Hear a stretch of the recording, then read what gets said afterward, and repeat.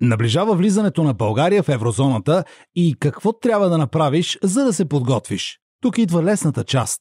Нищо. Ще забележиш обаче, че месеци преди промяната цените ще се изписват и в левове, и в евро. Така свикването с новата валута ще е по-лесно, а от деня на промяната ще можеш просто да влезеш в магазина и да платиш с евро. Парите в банковата ти сметка автоматично ще са сменени, а ако ги теглиш от банкомат, директно ще ги получиш в евро.